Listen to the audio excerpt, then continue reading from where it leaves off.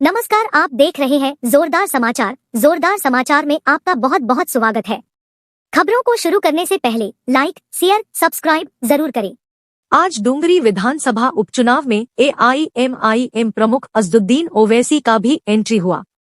वे यहां चुनाव प्रचार करते हुए बोले कि यहां चौकीदार और मोहब्बत की दुकानदार की जरूरत नहीं है, बल्कि तीसरी विकल्प की जरूरत है।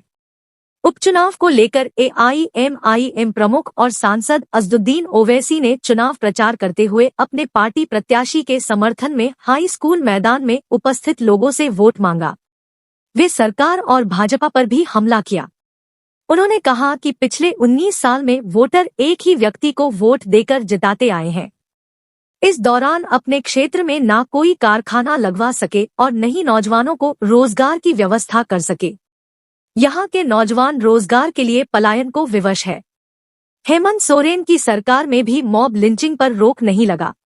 उन्होंने कहा कि अगली बार वोट देते समय अपने और अपने बच्चों की उज्जवल भविष्य के लिए अपनी पार्टी प्रत्याशी मोहम्मद अब्दुल मोमिन रिजवी को विजयी बनाएं।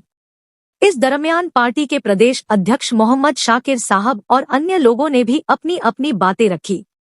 तादाद में आप यहाँ पर आए हैं, मेरी आपसे गुजारिश है और मैं आपका शुक्रिया भी अदा करना चाहूँगा कि 2019 में भी मैं यहाँ पर आया था इसी ग्राउंड पर, और उस वक्त भी आपसे आपके दरमियान में खड़े होकर मुझे कुछ बोलने का मौका अल्लाह सुब्हानहू व तआला ने दिया था। आपने मजलिस के उम्मीदवार को उस वक्त भी अपने दुआओं से और वोट से नवाजा था, और उस वक्त हमारे उम्मीदवार मौलाना मुबीन रिजवी साहब थे, जो आज भी हैं। आपने जो हमको वोट दिया, आपका बेहद शुक्रिया। अल्लाह आप तमाम को सलामत रखे। मेरी आपसे गुजारिश ये है कि 5 सितंबर को जो दोबारा इलेक्शन होने जा रहा है, आप तमाम लोग जरूर अपने वोट का इस्तेमाल करिए और मजलिस के उम्मीदवार का इंतखाबी निशान पतंग छाप है।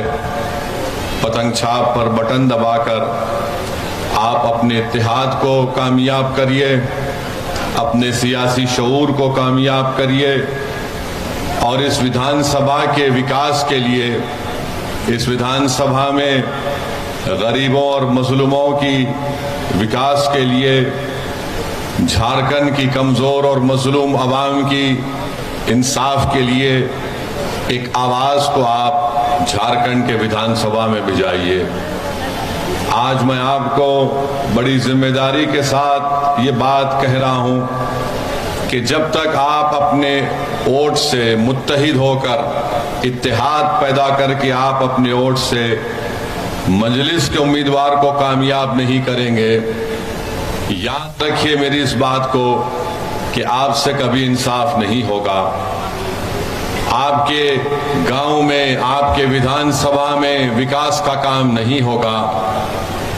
अगर आप ये समझते हैं कि हम सिर्फ वोट डालने वाले बन गए हैं और हमारे वोट डालने से हमसे इंसाफ होगा, हमारे वोट डालने से जिस तरह हजारीबाग में अशफाक खान को मार दिया गया, उसके परिवार को इंसाफ मिलेगा।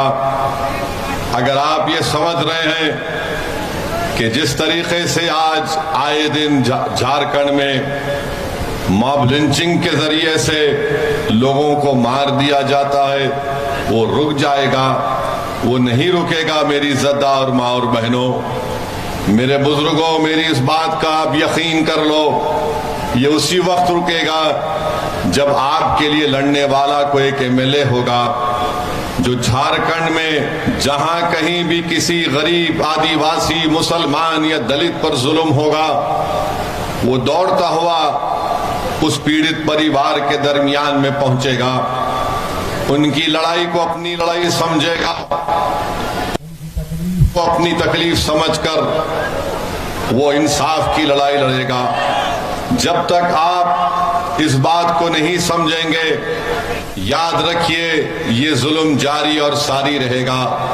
मुझे अफसोस इस बात का है कि अभी हम सुन रहे थे कि यहाँ पर मुख्यमंत्री आए थे हेमंत सोरेन साहब, और उन्होंने आकर ये कह दिया कि झारखंड में कोई मॉब लिंचिंग नहीं हुई है। हम झारखंड के मुख्यमंत्री को याद दिलाना चाहते हैं, शायद वो इतना काम कर रहे हैं कि आजकल बहुत सी चीजों को भूल जाते हैं, या फिर उनकी उम्र भी बढ़ रही है, नहीं मालूम। मैं मुख्यमंत्री को याद दिलाना चाहूंगा कि हमारे मंच पर अशफाक खान की मां और बहन बैठी हुई है। मुख्यमंत्री, क्या आपको अशफाक खान की मौत मालूम नहीं हुई कि आज अशफाक खान की मां को और उसकी बहन को हमारे मंच पर आना पड़ा आपको आईना दिखाने के लिए कि अशफाक खान की मौत तुम्हारी हुकूमत में, तुम्हारी पुलिस स्टेशन में उसकी हत्या कर दी गई थी। हम यहाँ के मुख्यमंत्री को याद दिलाना चाहेंगे जिन्होंने कहा कि मॉब लिंचिंग नहीं हुई, तो फिर सिकनी गांव में रामगढ़ में शमशाद अंसारी को किसने मारा? क्या कोई आसमान से उतर कर आए और मार कर उड़कर चले गए? शमशाद अंसारी को मारने वाले इसी जमीन पर रहने वाले जालिम लोगों ने शमशाद अंसारी को इसलिए मार दिया क्योंकि उनको मालूम है कि हेमंत सोरेन कुछ नहीं करेगा, वो उनका आदमी है, इसलिए शमशाद अंसारी को मार दिया गया। और जब पीड़ित परिवार आज भी इंसाफ के लिए लड़ाई लड़ रही है, शमशाद अंसारी के पीड़ित परिवार के लोग आज हमसे मुलाकात करने के लिए आ रहे थे, तो रास्ते में कांग्रेस के गुलामों ने उनको रोक लिया और कहा कि मत जाओ ओवैसी के पास, हम तुम्हारा कुछ कर देंगे। अरे ओवैसी से मिलने से तुम रोक तो सकते हो, मगर तुम मेरी आवाज को उनके दिलों तक पहुंचाने में रोक नहीं पाओगे। तुमने शमशाद अंसारी को खामोश कर दिया, मगर शमशाद अंसारी के रूप में हर बच्चा झारखंड से खड़ा होगा और हेमंत सोरेन से कहेगा कि मेरा नाम शमशाद अंसारी है, बताओ मुझसे इंसाफ कब किया जाएगा। आज अगर ये सरकार सत्ता में है और इस सरकार का मुख्यमंत्री ये कहता है कि कोई मॉब लिंचिंग नहीं हुई है, तो फिर वाजिद अंसारी को एक इलेक्ट्रिक के पोल से बांधकर पीटा गया था चोरी के झूठे इल्जाम में। इसी साल अप्रैल 2023 में महू टोली में वाजिद अंसारी को मार दिया गया।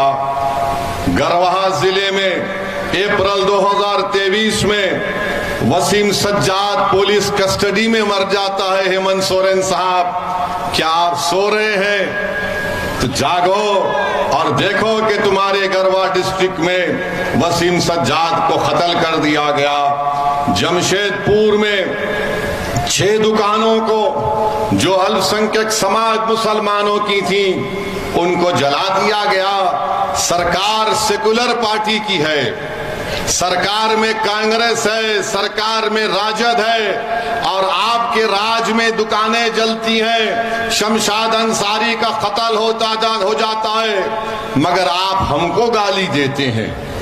सत्ता में आप हैं, इल्जाम मौलाना मुबीन रजवी पर लगा दिया जाता है, इल्जाम मेरे सदर शाकिर पर लगा दिया जाता है।